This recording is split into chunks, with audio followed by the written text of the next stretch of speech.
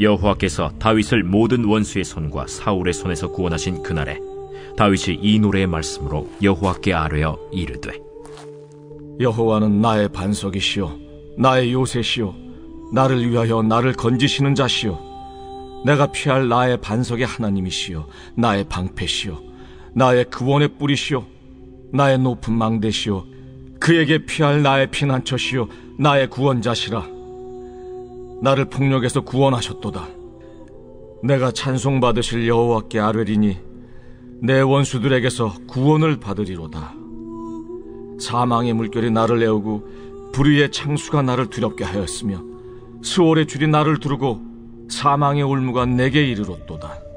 내가 환난 중에서 여호와께 아뢰며 나의 하나님께 아뢰었더니 그가 그의 성전에서 내 소리를 들으시며 나의 부르짖음이 그의 귀에 들렸도다. 이에 땅이 진동하고 떨며 하늘의 기초가 요동하고 흔들렸으니 그의 진노로 말미암음이로다. 그의 코에서 연기가 오르고 입에서 불이 나와 사르며 그 불에 숯이 피었도다. 그가 또 하늘을 들이우고 강림하시니 그의 발 아래는 어두캄캄하였도다. 그룹을 타고 나르시며 바람 날개 위에 나타나셨도다. 그가 흑암 곧 모인 물과 궁중의 빽빽한 구름으로 둘린 장막을 삼으시며 그 앞에 있는 광채로 말미암아 숯불이 피었도다. 여호와께서 하늘에서 우레소리를 내시며 지존하신 자가 음성을 내시며 화살을 날려 그들을 흩으시며 번개로 무찌르셨도다. 이럴 때 여호와의 꾸지람과 곡짐으로 말미암아 물밑이 드러나고 세상의 기초가 나타났도다. 그가 위에서 손을 내미사 나를 붙드시며 많은 물에서 나를 건져내셨도다. 나를 강한 원수와 미워하는 자에게서 건지셨으며 그들은 나보다 강했기 때문이로다. 그들이 나의 재앙의 날에 내게 이르렀으나 여호와께서 나의 의지가 되셨도다. 나를 또 넓은 곳으로 인도하시고 나를 기뻐하심으로 구원하셨도다. 여호와께서 내 공의를 따라 상 주시며 내 손의 깨끗함을 따라 갚으셨으니 이는 내가 여호와의 도를 지키고 악을 행함으로 내 하나님을 떠나지 아니하였으며 그의 모든 법도를 내 앞에 두고 그의 규례를 버리지 아니하였음이로다. 내가 또 그의 앞에 완전하여 스스로 지켜 죄악을 피하였나니 그러므로 여호와께서 내 공의대로 그의 눈앞에서 내 깨끗한 대로 내게 갚으셨도다. 오늘 이 사무엘하 22장의 말씀은 이제 사무엘서의 거의 결론에 해당하는 다윗의 인생을 돌아보며 회고하며 하나님께 감사하며 영광을 돌리는 찬송시입니다. 그래서 22장 맨 앞에는 다윗의 승전가 이렇게 돼 있죠. 다윗이 모든 대적 가운데 오늘 1절에 보면은 여호와께서 다윗을 모든 원수의 손과 사울의 손에서 구원하신 그 날에 그러니까 모든 환난과 어려움 다윗이 17세에 골리앗을 무너뜨리고 30세에 왕이 되고 33세에 통일 왕국의 왕이 되었다고 할 때 거의 이제 도망자 신세를 다닌 게 16년 뭐 이 정도 됩니다. 그러니까 엄청난 고생 끝에 이제 왕국을 통일했을 뿐만 아니라 그 이후에 블레셋, 또 암몬, 모압 많은 족속들이 와서 끊임없이 공격을 하고 갈등이 있었죠. 이 모든 것을 하나님이 다 평정시키셨을 때에 그때까지의 과정이 한 20년 가까이 걸렸습니다. 우리 인생에 무엇인가가 하나가 딱 세워진다고 할 때 보통 한 10년에서 많게는 20년 정도 걸리죠. 그래서 그때까지 왜 이렇게 오래 걸리냐? 또 그때까지 하나님께서 다윗의 인생에도 하고자 하시는 일이 있죠. 그 뭐냐면 그의 인생을 연단해서 정금과 같이 만들고 또 환난 중에도 주를 의지할 수 있는 믿음을 키우시고 또 많은 사람들을 품을 수 있는 그런 마음도 훈련시키시고 한 사람이 어떻게 보면 변화되고 성화되는 과정이 보통 10년에서 20년 이렇게 생각할 수도 있습니다. 그래서 한 사람이 변화되는 과정이 10년에서 20년 그리고 그와 동시에 내 인생의 큰 장애물과 어려움들을 하나하나 넘어가서 이제는 평안하다라고 말할 때쯤이 보통 한 10년에서 20년 아유, 그럼 상당히 많은 세월을 우리가 보내는 거죠. 그래도 괜찮습니다. 그걸 통해서 우리가 하나님께 가까워질 수 있다면 너무너무 좋은 일이죠. 뿐만이 아닙니다. 요즘에는 평균 수명이 길어서 옛날에는 60년 살 때 20년 가면 인생의 3분의 1이 가는데 요즘은 100세 시대입니다. 그래야 5분의 1밖에 안 갑니다. 20년이라고 해도 하나님과 가까이 할 수 있는 기회. 그러니까 우리가 이제 갈수록 이 고난을 마주하는 태도와 자세도 사실은 조금 여유 있게 생각을 하면 좋을 것 같습니다. 이거 참 힘들고 어려운데 이거 지나간다. 이렇게 지나가도 내 인생에 견딜 수 있는 힘과 여유는 넉넉하다. 주께서 능히 견디게 하신다. 이 믿음을 갖고 나아가는 것이 좋다라는 것입니다. 오늘 말씀 22장, 사무엘하 22장에 보면 다윗의 승전가 옆에 시편 18편 이렇게 돼 있죠. 자, 이게 시편 18편하고 거의 똑같습니다. 자, 오늘 말씀 2절에 보면 이런 고백을 합니다. 이르시되 여호와는 나의 반석이시요 나의 요새이시요 나를 위하여 건지는 자시요 이렇게 돼 있죠. 자, 나의 반석, 나의 요새, 이게 이제 사실은 광야에서의 도망의 경험을 기초로 했습니다. 광야에 도망 다닐 때 이게 광야에 가면은 아주 단단한 돌들이 많거든요. 다 바위산들입니다. 그래서 나의 반석, 요새는 광야의 지형 가운데도 아주 깊이 들어간 가운데 그 유다 광야 안에 보면은 이 바위 안에 이렇게 뻥 뚫린 요새와 같이 숨겨진 그런 굴들이 있죠. 그래서 나의 요새, 또 나를 위하여 건지시는 분, 그러니까 하나님께서 나를 이토록 도와주셨다라고 얘기를 합니다.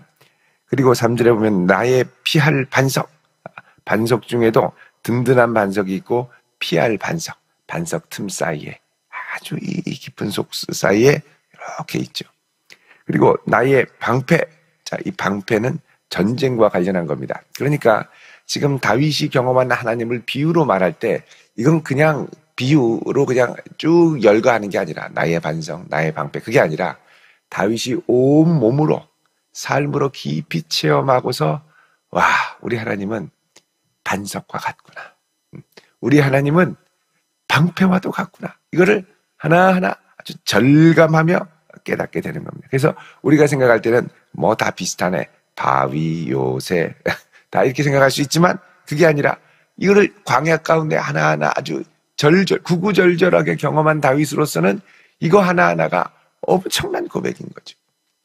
그래서 나를 내 피할 반석, 또 반석의 하나님, 그리고 나의 방패, 그리고 나의 구원의 뿔. 여러분 이 구원의 뿔 그러면 전쟁 나팔을 말합니다. 전쟁에서 막 수세에 몰릴 때 부부하고 나팔을 불면 지원군들이 아니면 매복하고 있던 이 아군이 갑자기 일어나서 공격을 하죠. 그게 구원의 뿔, SOS를 치는 구원의 뿔, 전쟁의 이 뿔이 얼마나 중요한지 모릅니다. 또 나의 높은 망대, 자, 전쟁을 하거나 성에 들어갔을 때 대적을 살펴보려면 높은 망대에서 보면 다 알죠. 그리고 그에게 나의 피할 나의 피난처시다. 예, 피난처. 예, 큰 성일 수도 있고 바위일 수도 있고 그리고 나의 구원자시라 나를 폭력에서 구원하셨도다. 자, 이 세상에서는 참 폭력이 많습니다. 다윗을 가만두지 않으려고 음흉한 모략과 괴사를 꾀해서 다윗을 치려고 하고 실제로 칼을 들고 나타나기도 하고 다윗은 계속 도망다니고 피해 다니고 기지를 발휘해서 미친 척도 하고 이렇게 돌아다녔죠. 사실 가만히 있어도 나를 가만두지 않으려고 하는 이 세상의 사람들, 이 세상의 이 폭력의 힘들이 참 많죠. 이 악한 세상 가운데는. 그래서 성도들은 깨어서 기도할 뿐만 아니라 때로는 이런 악에 대해서 잘 분별해야 되고 정면으로 들이받고 하나님을 의지해서 싸울 필요가 있습니다. 그러니까 가끔씩 그런 말씀하시죠. 왜 사람들이 나를 그냥 가만히 내버려 뒀으면 좋겠는데 가만히 두지를 않느냐? 예, 가만히 두지를 않을 사람들이 많습니다. 여러분을 공격하고 여러분을 자꾸 가만히설로 속이기도 하고 자꾸 미혹하고 넘어뜨리려고 하고, 특히 우리가 하나님 믿는다고 그러면 더 기를 쓰고 그러려는 사람들이 있죠. 근데 이 모든 것에서 하나님이 나를 구원하셨도다. 여러분, 이런 고백이 우리에게 있을 수 있기를 바랍니다. 4절에 내가 찬송받으실 여호와께 아뢰리니 내 원수들에게서 구원을 받으리로다.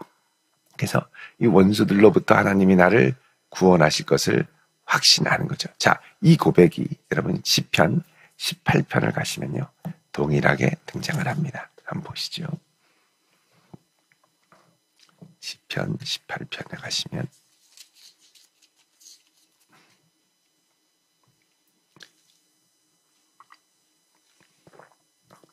우리 시편 18편 1절에 보시면요. 맨 위에 여호와의 종 다윗의 시 인도자를 따라 부르는 노래 이렇게 한 다음에 여호와께서 다윗을 그 모든 원수들의 손에서와 사울의 손에서 건져주신 날에 다윗이 이 노래의 말로 여호와께 아뢰어 이르되, 자, 모든 원수들로부터 평안함을 얻을 때 하나님께 찬양하는데 1절에 나의 힘이신 여호와여 내가 주를 사랑하나이다. 자, 요 고백이 여기 사무엘 하에는 빠져 있습니다. 나의 힘이신 여호와여 내가 주를 사랑하나이다. 이 결론은 이거예요. 그 이유는 뭐냐? 여호와는 나의 반석, 나의 요새, 나를 건지시는 이, 나의 하나님, 내가 그 안에 피할 바위, 방패, 구원의 뿔, 나의 산성. 그리고 3절에 보면 내가 찬송받으실 여호와께 아뢰리니 내 원수들에게서 구원을 얻으리로다. 그러면서 쭉 진행을 하는데 나머지는 거의 사무엘하 22장과 비슷합니다. 자, 그래서 이제 다시 사무엘하로 오시면 여기 이제 빠진 것 중에 하나가 뭐냐? 나의 힘이 되신 여호와여 내가 주를 사랑하나이다. 여기 이제 빠졌죠. 이게 사실은 결론이자 하고 싶은 말의 핵심입니다. 자, 그 다음에 다시 5절로 가시면 사망의 물결이 나를 애우고 불의의 창수가 나를 두렵게 하였고 수월의 줄이 나를 두르고 사망의 올무가 내게 이르렀도다. 그러니까 환난 가운데 경험했던 다윗의 이 곤궁함을 이렇게 말합니다. 사망의 물결, 파도가 사망의 파도입니다. 사망의 파도가 넘실거려서 넘어오면 그냥 삼켜버리죠. 또 불의의 창수, 창수라는 건 파도, 물결 이런 말인데 이게 그냥 확 덮치면 넘어가죠. 요즘 세계 이상기후 때문에 여러분 그 폭포 중에 아주 큰 폭포가 나이아가라, 또 하나는 저 남미 쪽에 가면 이과수 폭포라고 있는데 그 이과수 폭포가 지금 홍수가 나가지고 물이 엄청나게 불었다고 그러죠. 근데 그 부른 물에 가서 또 얼마나 멋있겠습니까? 그 물에 가서 셀카 찍다가 어떤 분이 또 물에 휩쓸려 갔어요. 그래서 그 폭포의 물이 얼마나 거세고 이게 요동이 많은지 그래서 괜찮겠지 하고 찍다가 그냥 휩쓸려 간 거죠. 그러니까 이 창수 물결이라는 건요, 한번 덮치면 그냥 파도가 뭐 어때 그런데 이게 덮칠 때는 집채만한 게 한번 확 쓸고 가면 저항할 힘도 없이 확 휩쓸려 가죠. 자, 불의의 창수. 파도가 오는데 이게 불의의 파도입니다. 나는 가만히 있고 괜찮은데 한번 나를 휩쓸려 가면 순식간에 핥아서 지나갑니다. 다윗이 대적에게 쫓길 때 블레셋에 저항을 하고 투항을 하죠. 투항해서 거기에 들어갔더니 이제 블레셋이 연합을 해서 사울을 치러 가는데 다윗도 장수로 같이 가자 그러는. 그냥 있다 보면 그냥 끌려갈 수밖에 없습니다. 근데 하나님이 그 가운데 다윗을 구해 주셨죠.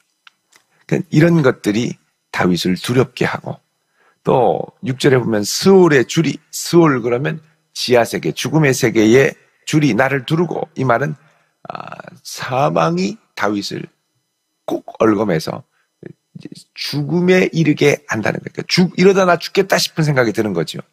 또 사망의 올무가 내게 이르렀다. 올무는 이 발을 걸려 넘어지게 하는 이 족쇄와 같은 그거죠. 덫이죠. 사망의 올무가 나를 꽉 잡아서 넘어뜨리니까 내가 이러지 않으면 죽겠구나 하는 생각이 드는 겁니다. 자, 그래서 7절에 내가 환난 중에 여호와께 아뢰며 나의 하나님께 아뢰었더니 그가 그의 성전에서 내 소리를 들으시며 나의 부르짖음이 그의 귀에 들렸도다. 환난 중에 기도했더니 하나님이 들으시고 응답하셨도다. 근데 여기 보면은 뭐라 그러냐? 그의 성전에서 들었다 그러죠. 자, 이제 하나님께서 내 기도를 들으시는 장소가 어디냐? 하나님의 성궤가 있는 성전이라는 겁니다. 그래서 다윗은 성전 중심의 신앙을 가졌습니다.